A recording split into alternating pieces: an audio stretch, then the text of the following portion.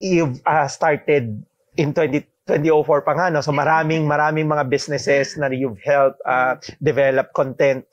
Ano yun siguro yung mga success stories, some of the success stories and case studies na pwede mong i-share para mas ma-inspire sila na gawin yung content marketing? Okay, nag-iisip ako ng mga walang NDA. Yes. Okay. I think it's worth sharing yung the way Sun Life Financial creates their content.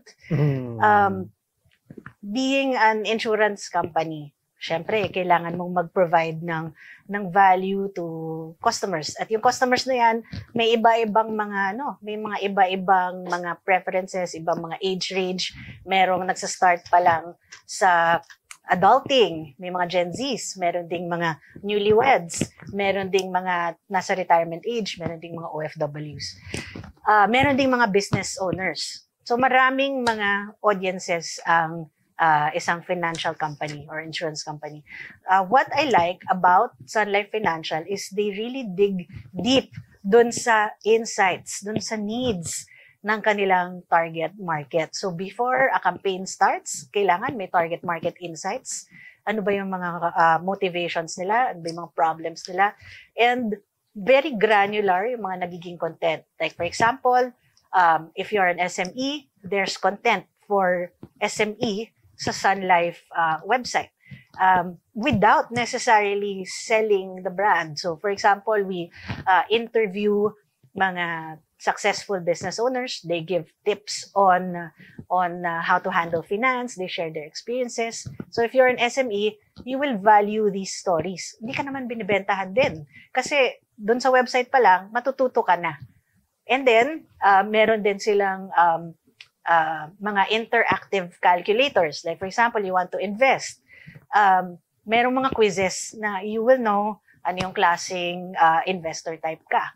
And meron sila mga live events din, and actually the whole spectrum, kung sino man yung target market, where they are frequenting, and yung mga needs nila, they have content marketing programs for them. So very versatile. So that's just one example.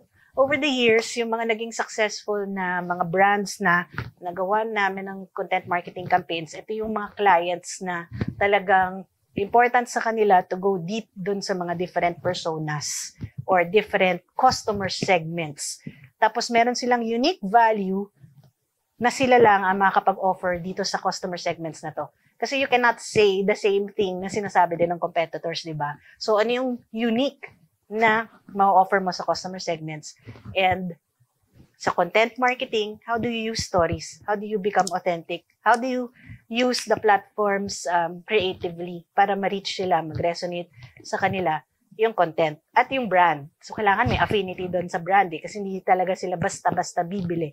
Kailangan magtiwala muna sila sa inyo, may value muna na makukuha from the content. Yeah, so that's just one. Pero I'd like to specifically mention an international brand. Well, meron na kayo nito for sure. Meron naman kayong Spotify. So, di ba yung Spotify, meron siyang Spotify Wrapped. Di ba nakaka-amaze when you look at the Wrapped, ang tawag dito, yung portion na yon when you open Spotify at the end of the year, nakalagay na doon kung anong klaseng music lover ka, ano yung mga genre na pinapatugtog mo, ano yung mga top music, top artists mo. So that's an example of personalization.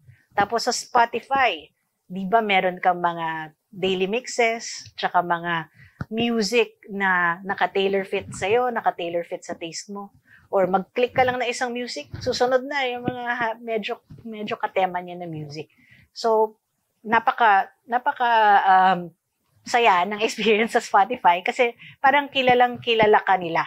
At alam nila yung gusto mo. So that's just one example of content marketing na nagle-leverage on data and personalization and AI. So AI kasi pine-predict nila kung ano yung mga music na fit sa taste ng mga users.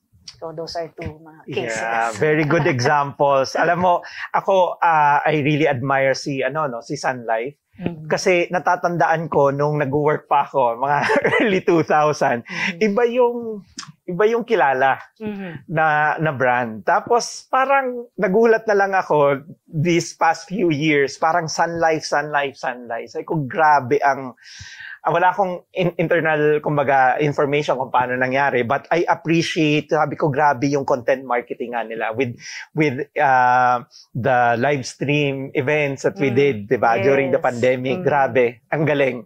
So I think yun yung you'll see talaga kung gaano nila pina-prioritize yung reaching the right demographics and talking to them, personalization, etc.